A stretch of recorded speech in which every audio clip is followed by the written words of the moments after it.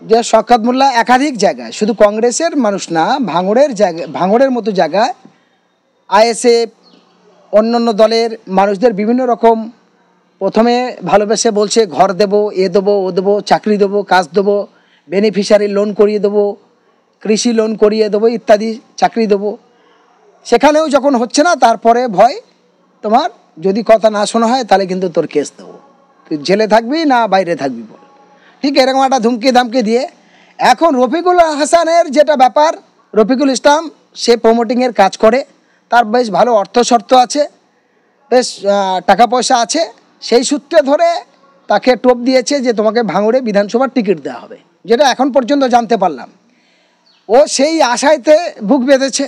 এবার ওখানে যাওয়ার পর ও তো জানে না, কারণ এই বড় বড় রাজনৈতিক দলগুলোর মধ্যে অনেকগুলো বিভাজন আগে দেখেছিলাম। যেমন আমি দেখেছিলাম এর আগে কাইজার অনেক স্বপ্ন দেখেছিল, অনেক বড় বড় কথা বলেছিল, জেলা পরিষদেও গেছিল, জিতেছিল, তারপরে তাকে লাথি মেরে সাইড, তার কোনো দাম নেই, তার অস্তিত্ব আর কেউ চেনে না, গেল। আপনি জানেন নানু হোসেন দীর্ঘদিনের এই তৃণমূল কংগ্রেস জন্মলগ্ন থেকে তারা দল তৈরি করার মতো জায়গা ছিল, তাকেও জেলা পরিষদের রানিং মেম্বার থাকার পরেও তারা লাথি মেরে সরিয়ে দিয়েছিল। আবার তার ভারী দেখে আবার ফের সদিচ্ছায় আবার দলে ফিরেছিল। আরাবুল ইসলাম বর্তমানে সে যখন শওকত মোল্লা সিপিএমের হারমাত বলে পরিচিত ছিল, ঠিক সেই রকম সময় বুক চিতিয়ে লড়াই করে তৃণমূল কংগ্রেস দলটা তৈরি করার জন্য আরাবুল ইসলামের ভূমিকা যথেষ্ট অনেক বেশি ছিল। কিন্তু তারপরে সেই প্রথম তৃণমূল জন্মলগ্নের এমএলএ, কিন্তু সে এখন কোথায়? Out to service. কেন? এই দলে এরকম হয়, ক্ষমতায় থাকার পরে আমরা এর আগে সিপিএমকেও দেখেছি, শুধু তৃণমূলে হচ্ছে এমন কথা নয়, সিপিএমও দেখেছি বা অন্য দলেও দেখেছি, কংগ্রেসেও দেখেছি, এই জিনিসগুলো হয়। তো ফলে আমার যেটা বলার, এগুলো খুব খারাপ জিনিস, রাজনীতির হিংসাটা বড় জিনিস। আর এখন রাজনৈতিক এই বড় বড় দলগুলো যা দেখেছি, তারা অর্থগদি ক্ষমতার লোভের জায়গা থেকে কে কার মারছে আর কে কোথায় কি ধরছে, এগুলো বড় মুশকিল। ফলে এই দুর্ভাগ্যের জায়গার জন্য আমি শুধু একটা কথা আপনাদের বলি, সিপিএমের থেকে একটা ছোট্ট কথা বলি, আমার নিজের চোখে যা প্রমাণিত দেখেছিলাম, সিপিএমরা নিজেদের মধ্যে খুনোখুনি করে দিয়েছিল ক্ষমতার জন্য। কে ক্ষমতায় টিকে থাকবে? কত কেস দিয়েছে, কত খুন হয়েছে, কোনো ঠিক নেই। একাধিক সিপিএম নেতা সিপিএমকে খুন করছে, এমনকি এরকম ভয়ঙ্করী দৃশ্য আমরা তখন দেখেছিলাম। ঠিক সেরকম ভয়ঙ্করী দৃশ্য বর্তমান তৃণমূল কংগ্রেসের মধ্যে দেখছি।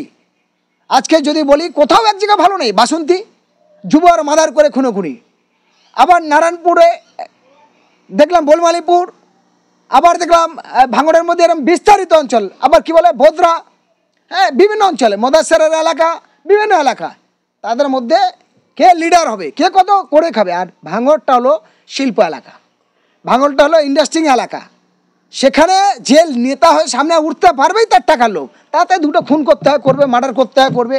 আর সেই জন্য করে বিশেষ করে শাসক দল, হ্যাঁ, শওকত মোল্লা বুঝেছে এদেরকে যদি আমরা মুরগি বানিয়ে সে জায়গায় রাখি, তাহলে আমি বাহুবল থাকবো, আমার রোজগার আসবে, আমি বড় লিডার সাজবো। কিন্তু আমার বলার বক্তব্য, শওকত সাহেবের ভাবতে হবে, বা রফিকুল ইসলামের ভাবতে হবে, বা ওখানে আর যারা নেতা আছে তৃণমূল কংগ্রেসের, তাদের ভাবতে হবে যে আমরা মুসলমান, আমার ইমান রাখতে হবে। আমি মারছি কার? বিজেপির ৭৭টা এমএলএ, সেখানে তৃণমূলের কজন অবজারভার আছে? একজনও নেই। কেন নেই? বুঝতে হবে। পশ্চিমবঙ্গে ২৯৪টা বিধায়ক, তাহলে একটা বিধানসভা নিয়ে এত মাথা জমাতে কেন? এটা আমি তো আমার মাথায় আসছে না। কারণ সে চর্চিত মুখ, সারা পশ্চিমবঙ্গে ২৯৪টা বিধায়কের মধ্যে একটাই মাত্র প্রতিবাদী মুখ বলে আমি মনে করি। এবং আমি রাজনৈতিক নেতা নয়, আমি একজন মানবাধিকার কর্মী, কিন্তু যেটা সত্য সেটা তো সত্য বলতে হবে, পানিকে পানি বলতে হবে, দুধকে দুধ বলতেই হবে। ভাই চুন খেয়ে গাল পুড়েছে, দই দেখে ভয় লাগলে হবে না। রাজনৈতিক নেতা একজন খারাপ বলে পুরো দল খারাপ নয়, তৃণমূলে সব খারাপ এটাও বলা যাবে না। এমনও কেউ আছে, ভালো মানুষ আছে, হ্যাঁ, বেশিরভাগ নেতারা এখন খারাপ, বেশিরভাগ নেতারা এখন বান্ধবী নিয়ে ঘুরছে, বেশিরভাগ নেতার বাড়ি কোটি কোটি টাকার মালিক, বেশিরভাগ নেতারা বিজেপি তৃণমূল সেটিংয়ে চলছে, সেটা অস্বীকারের জায়গা নেই, এটা প্রমাণিত হয়ে আসছে। ফলে সে জায়গা আলাদা ব্যাপার। কিন্তু বলার যেটা রফিকুলের যে ব্যাপারটা, তাকে ভবিষ্যতে খুন না হয়ে যায়, আমার যেটা আশঙ্কা যে রফিকুল হাসানের এই পদ থেকে সরানোর জন্য খুন না করে দেয়, এটা তৃণমূল গেম প্ল্যান হতে পারে রাজ্জাকের মতো। আমরা শুনেছি রাজ্জাকের ডাকা হয়েছিল, মিটিং হয়েছে, তারপর শুনলাম রাত জায়গায় একসঙ্গে মিটিং করে যাওয়ার পরে হঠাৎ আবার মারলোকে, যার শিল তার নড়া, তার ভাঙছে দাঁতের গোড়া, নিজেদের গোষ্ঠীদ্বন্দ্ব লড়াই সেটা আইএসএফের ঘাড়ে চাপিয়ে দিচ্ছে। ফলে রাজনৈতিক হিংসা এগুলো চলে। আবার দেখবেন ভয়ঙ্কর এই দৃশ্য পশ্চিমবঙ্গের মধ্যে সমস্ত জায়গা হচ্ছে, পুরানো কংগ্রেস নতুন কংগ্রেস, পুরানো তৃণমূল নতুন তৃণমূল, এই কথাটা ভেসে আসছে। এখন আমরা যেটা দেখলাম, বিশেষ করে আমি দক্ষিণ চব্বিশ পরগনা মানুষ, দক্ষিণ চব্বিশ পরগনার আমি ক্যানিং পূর্বে শুনলাম পুরানো যারা তৃণমূল কংগ্রেস তারা আলাদা মিটিং করবে। আজকেরই আমার কাছে কয়েকজন ফোন করেছিল, আমি শুনলাম ক্যানিং পশ্চিমে পুরানো তৃণমূল যারা তারা নতুন করে মিটিং করবে, ভাঙড়ে পুরানো যারা তৃণমূল তারা নতুন করে আলাদাভাবে মিটিং করবে।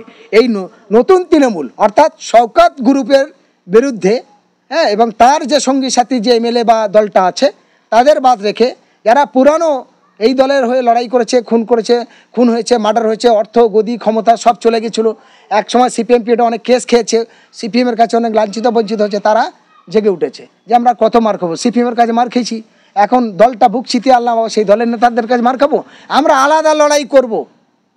শুনছি আমার আজকের এই 3-4 জন জিজ্ঞাসা করছে, নামটা এখন বলবো না, পরে বলবো, কারণ আমরা দেখতে চাইছি রাজনৈতিক নেতারা দলের জন্য, ক্ষমতার জন্য, টিকে থাকার জন্য এত খুন মারা, দল পুলিশ গুন্ডা বন্দুক অনেক ব্যবহার করছে। আমার প্রশ্ন একটাই জায়গায়, এতগুলো মুসলিম ছেলেদেরকে পিটিয়ে মারলো, তোমরা কোথায়? কেন রাস্তা নামতে পারলে না? আজকে শওকত মোল্লা ওখানে গুন্ডাগিরি করছে, আজকে অন্য নেতারা গুন্ডাগিরি করছে, আজকে আরাবুল মায়া কান্না কাঁদছে, আজকের অন্য অন্য নেতারা বড় বড় কথা বলছে। আনিস খান খুন হলে কোথায় ছিলে তোমরা? প্রিয়াঙ্কা হাসদা খুন হলে কোথায় ছিলে তোমরা? অভয়াকাণ্ডের ঘটনায় কোথায় ছিলে তোমরা? আবু সিদ্দিকের বাড়ি তুলে নিয়ে পিটিয়ে মারলে কোথায় ছিলে তোমরা? বারুইপুর করিমকে খুন করলে কোথায় ছিলে তোমরা? শেখ জামিল উদ্দিনে ঘুটিয়ে তাকে পিটিয়ে কারেন্ট শর্টে মারলে কোথায় ছিলে তোমরা? তোমরা কি মানুষ নয়? তোমাদের কি মানবতা নেই? কেন তোমরা নীরব ছিলে? তখন কথা বলতে পারো না। কিন্তু অর্থগতি ক্ষমতার জন্য তাদের অনেক নাটক হবে, এই নাটকের আমরা ধিক্কার জানাই, এই নাটকের জন্য আমরা তীব্র বিরোধিতা জানি। আমরা জানি এরা রাজনৈতিক নেতা নয়, এরা ক্ষমতার জন্য এসছে, এরা গুন্ডামের জন্য এসছে, এরা লোটার জন্য এসছে, এদের নেতা বলা যায় না, এরা লুটেত্ব রাজ। এই লুটেত্ব রাজের বিরুদ্ধে আমাদের বক্তব্য, এই লুটেত্ব রাজেদের বিরুদ্ধেই আমাদের লড়াই, এই সন্ত্রাসবাদীদের বিরুদ্ধে আমাদের লড়াই, আমার দলের বিরুদ্ধে নয়। আমার যে দলের যে নেতা হোক, সে তৃণমূলের হোক, সিপিএমের হোক, বিজেপির হোক, কংগ্রেসের হোক, যে আইএসএফের হোক, যে এরকম অন্যায় করবে তার বিরুদ্ধে বলবো, এটা আমাদের অথরিটি, আমাদের দায়িত্ব মনে করি, আমরা তার বিরুদ্ধে বলি আর বলবো, এটা আমাদের কেউ রুখতে পারবে না। রফিকুল ইসলাম একটি মন্তব্য করেছেন যে ভাঙড় পরিচালনা করবে ভাঙড়ের ভূমিপুত্ররা, ক্যানিং থেকে এসে ভাঙড় পরিচালনা করবে, এটা মেনে নেবে না। এইটা শুধু রফিকের ক্ষেত্রে নয়, ভাঙড়ের ক্ষেত্রে নয়, সারা পশ্চিমবঙ্গের মধ্যে আমি সমস্ত রাজনৈতিক নেতৃত্বদের বলবো, যারা রাজনৈতিক দল তৈরি করেছে, দলের প্রতিষ্ঠাতা, দল পরিচালক, তাদের উদ্দেশ্যে বলতে চাই, একদম ঠিক কথা বলেছে। আমি রফিকুল হাসানের সঙ্গে একমত। কারণ এক জায়গার মানুষ আর এক জায়গায় যাবে গুন্ডাগিরি করতে, এক জায়গার মানুষ আর এক জায়গায় যাবে অত্যাচারিত করতে, সে ক্ষমতার অপব্যবহার করবে। যেখানকার ভূমিপুত্র সেখানে থাকলে মায়ের কান্নার থেকে, বাচ্চা যখন কাঁদে তার মায়ের দরদ বেশি লাগে না পালিত মা বা ওই আপনার দূরের মানুষের মায়া বেশি লাগে? মায়ের দরদ মাসি দেখালে হয় না। ফলে ভাঙড়ের যে কোনো ভূমিপুত্র ভাঙড়ের প্রার্থী হওয়াটাই যথেষ্ট, এটা ঠিক কথা বলেছে। এইবার আপনি যদি বলেন যে যদি এরকম হয় তাহলে নওশাদ সিদ্দিকী তো ভাঙড়ের মানুষ নয়, নওশাদ সিদ্দিকী তো অমুক জায়গার মানুষ। দেখেন তার সবে জন্মে ফুল ফুটেছে, সবে দল তৈরি হয়েছে, ভোটের 2 মাস আগে, তারপর দল প্রতিষ্ঠিত করে তার একটা সিট বাছাই করে বুঝাচ্ছে এই জায়গাটা হবে, আর এখানকার সমস্ত মানুষ চেয়েছে যে তুমি এখানে দাঁড়াও, সেসব দাঁড়িয়েছে।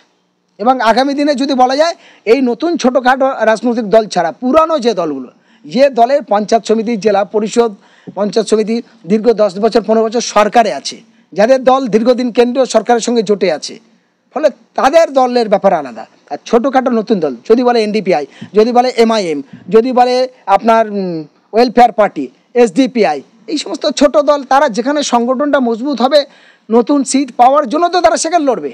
তবে এটা তাদের একটু ভাবনা চিন্তা করে আগাচ্ছে, এটা তাদের ব্যাপার। কিন্তু আমাদের যেটা বলার বক্তব্য, হিংসা, সন্ত্রাস, গুন্ডামি, লুট যেখানে হবে সেখানে আমরা যাব।